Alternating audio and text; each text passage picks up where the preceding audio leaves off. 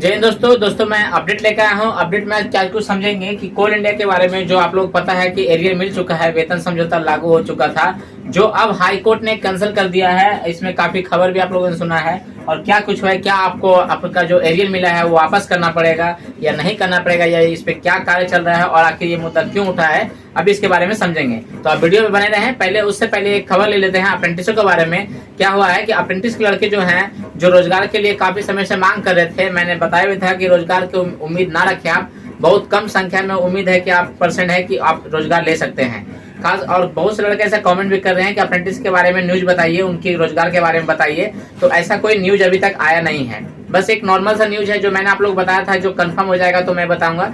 ऐसा सुनने में आया है कि अभी कुछ लड़के या कुछ सदस्य जो हैं, अप्रेंटिस के टीम के कुछ सदस्य जो है वो दिल्ली जाने वाले हैं और कोयला मंत्री का घेराव करने वाले हैं। लेकिन जब हो जाएगा, उसका जो अपडेट आएगा, अगर मेरे पास जानकारी आएगी तो मैं आपको दूंगा। अभी फिलहाल अप्रेंटिस को रोजगार के लिए कोई उम्मीद नहीं है, आप उम्मीद ना ही रखें।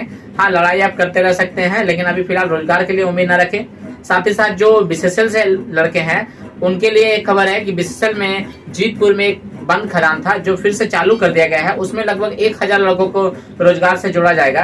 तो अब वहाँ के लोकल लड़कों को भी जोड़ा जाएगा। लगभग 700-800 के आसपास वहाँ के पहले जो कामगार करते, हो सकता है उन्हें भी जोड़ा जाए।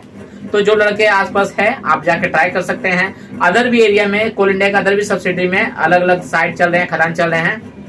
आप चाहें तो प्राइवेट से जाके अपने वहाँ लोकल लीडर को पढ़ के आप ट्राई कर सकते हैं, क्योंकि घर में बैठे रहने से कुछ नहीं होने वाला है। आप काम करें जब तक, और जो लड़ाई चल रही है वो लड़ाई होती रहेगी। जो अपडेट रहेगा मैं दूंगा। अगर अपडेट रहता ही नहीं है तो बेकार में आप लोगों को न्यूज दे के क्या फायदा है। कोई खास न्यूज आएगी तो मैं आप लोगों को जरूर दूंगा। चलिए हम समझ लेते हैं हम कोल इंडिया के बारे में। जो कोल इंडिया का जो भी कर्मी है, जो ऑफिसर है, इनके बीच क्या विवाद हुआ है, आखिर हाईकोर्ट ने ऐसा फैसला क्यों किया है। तो सबसे पहले आप देखिए कि मैं अभी आप लोगों को पेपर का कट भी दिखा दूंगा। सारा पेपर का मैं डाल दूंगा वीडियो के अंत में, आप चाहे तो वीडियो पॉज करके पढ़ लीजिएगा। सबसे पहले क्या है, जबलपुर के हाईकोर्ट ने आखिर रोक किसने लगाया है, तो जबलपुर का हाईकोर्ट है, उन्होंने रोक लगाया है। इस वेतन समझौते को रद्द किया गया है, रोक लगाया है कि अभी फिलहाल हम इसे नहीं मानते। अभी इसे क्या किया गया है, डीपीई के पास भेजा गया है। तो इस मामले को डीपीई के पास भेजा गया। साथ ही साथ ये आदेश दिया गया है कोर्ट की तरफ से कि जो डीपीई है वो जल्द से जल्द सुनवाई करें इस मामले को। और उन्हें एक टाइम का अल्टीमेट दे दिया गया है, कोर्ट की तरफ से दिया गया है। 60 दिनों का अल्टीमेट दिया गया है कि आप सभी पक्षों को सुने। ऐसा नहीं किसी एक पक्ष या दो पक्ष को सुने, जितने भी पक्ष है सभी का बातों को ध्यान से सुने और उसके बाद ही इस पे कोई निर्णय लें। ये डीपीई को आदेश दिया गया है हाई कोर्ट के द्वारा। जबलपुर हाई कोर्ट ने यह आदेश दिया है डीपीई को। अब क्या है मामला, इसको समझ लेते हैं। आखिर ये सब मामला क्यों उठा है, आखिर ये सवाल क्यों उठा है। इतने दिनों से आखिर डीपीई का मुद्दा था जो क्लियर होके, और फिर सुन रहे थे कि एरियर मिल चुका है, और एरियर मिलने के बाद ऐसा क्यों हो रहा है। तो देखिए, सबसे पहले मामला क्या है कि वेतन समझौता जो हुआ था, होने के बाद करीब 3 दर्जन अधिकारियों ने, यानी लगभग 3 दर्जन के आसपास अधिकारियों ने जबलपुर हाई कोर्ट में मामला को दर्ज कराया था। यानी जब वेतन समझौता हो गया, मिलने से पहले ही जबलपुर हाई कोर्ट में उन्होंने मामला दिया था कि जो मामला क्या है, अभी ये भी देखेंगे। वो एक समझ लीजिए कि एक मामला दर्ज का है। इस पे अब कोर्ट का फैसला आया है कि अभी इसे फैसला को सुरक्षित रखा गया है कोर्ट में, और वो कहा गया है कि डीपीई को दिया गया है कि आप इस पे जल्द से जल्द सुनवाई करके 60 दिनों में कोर्ट को ये जवाब दें, या फिर जो भी निर्णय ले रहे हैं आप ये 60 दिनों के अंदर निर्णय लें। तो अब इस जो मामला दर्ज कराया गया था, इसमें क्या कुछ कहा गया था, तो इसमें कहा गया था कि वेतन समझौते से कर्मचारियों का वेतन अधिकारियों के वेतन से अधिक हो चुका है। जो पहले भी डीपीई के मामले में मैंने वीडियो बनाया है, आप चाहें तो वीडियो में डिस्क्रिप्शन में लिंक दे दूंगा, आप उस पर जाके देख सकते हैं आखिर डीपीई क्या है, आखिर ये क्या मामला है, क्यों आखिर ऐसा होता है, उसके बारे में मैंने डिटेल्स बनाया है। आप बहुत लोग देखे होंगे, जिन्होंने नहीं देखा है फिर से देखना, आप डिस्क्रिप्शन में लिंक दिया गया जा चुका है, आप उसमें जाके देख सकते हैं। अब देखिए मेन मामला क्या है कि इस डीपीई में क्या गया है, तो डीपीई में कहा गया है कि कैबिनेट द्वारा पारित डीपीई की गाइडलाइन का उल्लंघन किया गया है। तो जो अधिकारीगण है उन्होंने हाईकोर्ट में मामला दर्ज कराया गया और कहा गया है कि डीपीई की गाइडलाइन को इसमें उल्लंघन किया गया है। जिसमें किस उल्लंघन का बात किया गया है, आप देखिए A1 ग्रेड के जो कर्मी है, कोल कर्मी है, या फिर जो भी कर्मी है, कोल कर्मी आप बोले या फिर कर्मी, क्योंकि इस पूरा डीपीई है तो पूरा ऑल इंडिया में किसी एक पे नहीं है। तो ये क्या है कि A1 ग्रेड के जो कर्मी है उनका वेतन E2 रैंक के अधिकारियों से अधिक हो गया है। मेन मुद्दा यही है कि जो A1 ग्रेड के कर्मी है, जो कर्मी है वो प्रमोशन होते होते होते होते ऊपर चलते जाते हैं और वो A1 ग्रेड तक पहुंच जाते हैं। तो कहा जाता है रूल डीपीई के गाइडलाइन के अनुसार क्या है कि जो कर्मी है उनका A1 ग्रेड यानी सबसे हाईएस्ट पेमेंट जो होना चाहिए वो अधिकारियों के E2 रैंक से कम होना चाहिए, ये गाइडलाइन में लिखा गया है, डीपी के गाइडलाइन में। परंतु ऐसा हुआ नहीं है। अब ऐसा क्यों नहीं हुआ है कि E2 का जो अधिकारियों का वेतन अधिक हो गया है, यहाँ पे दिया गया है A1 ग्रेड के है जो अधिकारियों E2 से अधिक हो गया है। अब E2 ग्रेड में जो अधिकारी हैं वो मतलब अधिकारी ग्रेड के निम्न में आते हैं और A1 ग्रेड जो कर्मी है वो उप में सबसे अपर में आते हैं। तो इस लेवल से दिया गया है कि A1 ग्रेड का जो सबसे हाईएस्ट पेमेंट है और जो E2 यानी अधिकारियों का जो पेमेंट है निम्न पेमेंट, उसमें क्या है वो जो है वो ज्यादा हो चुका है, यानी कर्मियों का पेमेंट ज्यादा हो गया है अधिकारियों से। अब इसमें एक बात और है कि इसमें क्या है, जो कि अधिकारियों के मौलिक अधिकारों का हनन करती है।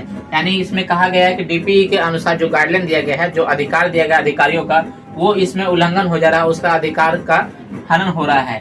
इस मामले में ही कोर्ट ने आदेश दिया है। कोर्ट ने कहा है कि इस वेतन में डीपीई की अनुमोदन लिया गया है। अब इसमें कहा जा रहा है, ऐसा सुनने में आया है कि कोर्ट की तरफ से कहा गया है, जो भी है इसमें कहा गया है कि डीपीई का अनुमोदन लिया गया है कि नहीं लिया गया है, ये क्लियर नहीं हो पा रहा है। तो कोर्ट ने डीपीई को दिया है 60 दिनों का समय कि आप इस मामले में जल्द से जल्द सभी पक्षों को सुने और निर्णय लें कि आखिर ये क्या कुछ है मामला, जो भी क्लियर करके आ पाए। आखिर वेतन समझौता लागू हो गया आपके बिना परमिशन के हुआ कि आपने परमिशन दिया था, क्योंकि अगर डीपीई परमिशन नहीं देती है और कोल इंडिया इस पे लागू करती है तो भी समस्या है, और डीपीई के परमिशन दे दिया है तो आखिर उन्होंने परमिशन क्यों दिया है, ये भी सवाल उठता है। तो अभी इस पे जो भी है ये दिया गया है कि इसमें डीपीई कर लिया गया। अब डीपीई अपना सभी पक्षों को सुन के एक रिपोर्ट तैयार करके कोर्ट में पेश करेगी और अपना दिएगी कि मेरे हिसाब से ये सही है कि गलत है, वो देगी अपने तरफ से। अब आगे क्या है कि कोल इंडिया में इस वेतन विसंगति को दूर करने पर क्या कुछ है कि कार्य चल रही है। ऐसा नहीं है कि कोल इंडिया की तरफ से कोई कार्य नहीं किया गया है, कोल इंडिया की तरफ से इस वेतन संगति को दूर करने के लिए कार्य चल रहा है।